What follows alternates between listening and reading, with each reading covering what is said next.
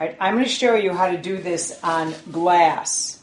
This actually is a candle holder. Pretty boring, inexpensive. So I'm going to take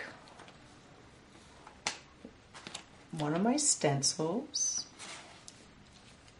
Now, the cool thing is this is very uneven, of course, because it's circular. So when you do this, if you see something is having a hard time, just cut it so that this part can become flat. Now, of course, you'll get some that are completely round, and then it's really easy. So I'm showing you the hardest. That's what I love about this. Now, see, this is going to be a little hard, so I'm going to cut it right through here. Then that part can still go flat. You're going to have some bubbles up here, which is fine. And then this one can maneuver down here. Same thing down here.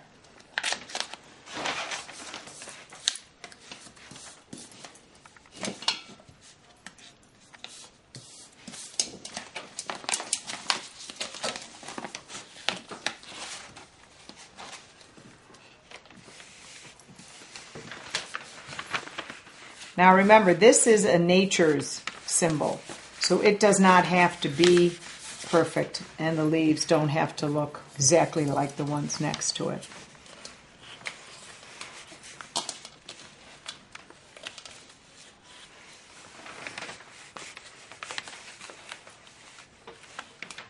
Because of that hard curve,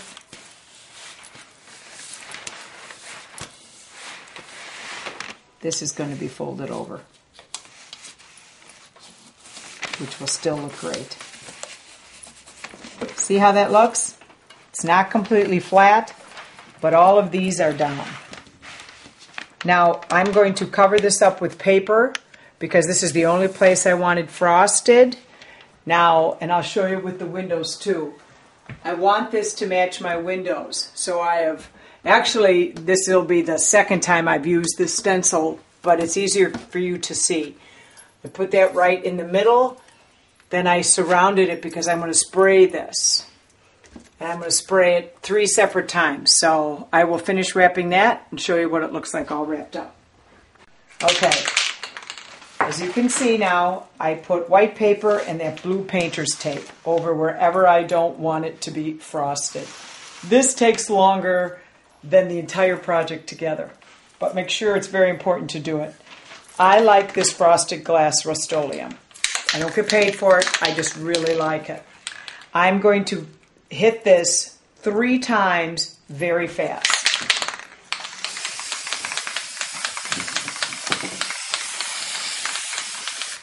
That's all. I'm going to let that dry for 2 minutes, hit it again, let it dry for 2 minutes, spray it again. After my 3rd spray, I'll come back and you'll see what it looks like when I open it up. The windows, the same thing. Make sure everything is covered. Hit it, like I said, real fast, 3 times. Let it sit there and let it dry, 2 minutes apiece. Okay. All right, this is the last spray this one gets.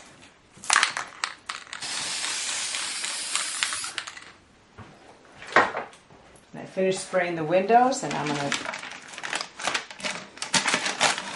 I don't care what you do, the revealing of it is always the most fun because you're always surprised.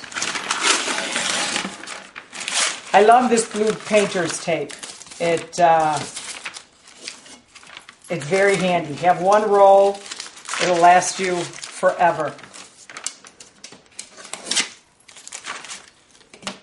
But it's easy to work with.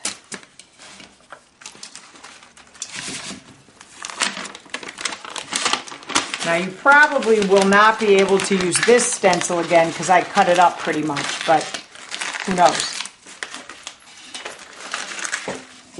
Alrighty.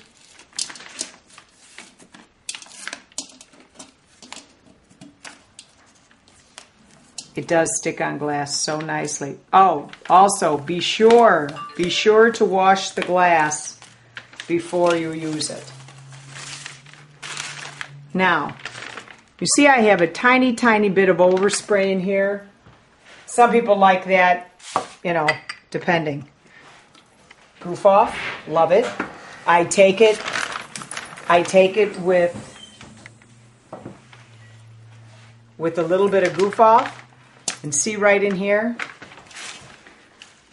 I'm going to go, because it's still fresh, I'm going to clean that up.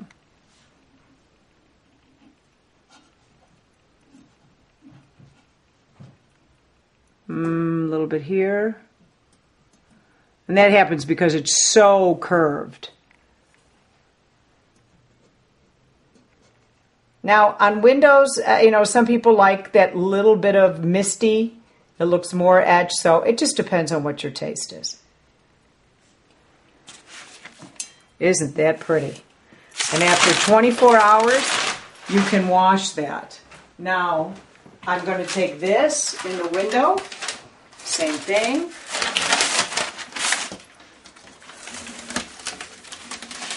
Look at that.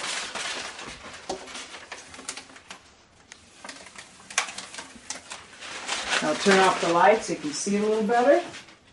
Isn't that pretty? Etched glass.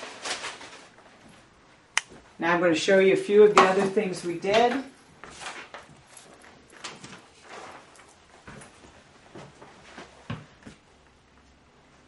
Like I said, this is the candle holder.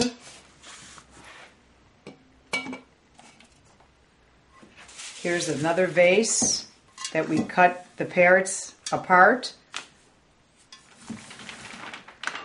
For Christmas, we did some vases, and this is with paint that you paint on glass with. And then you put that in the oven at 300 degrees for 25 minutes, and you can wash that. Here is the Christmas, again, in frosted glass. Here's the geometric design. I go to thrift stores and buy all these glass bowls for $1 or $2. Look at that vase. They're great gifts. Very easy to do.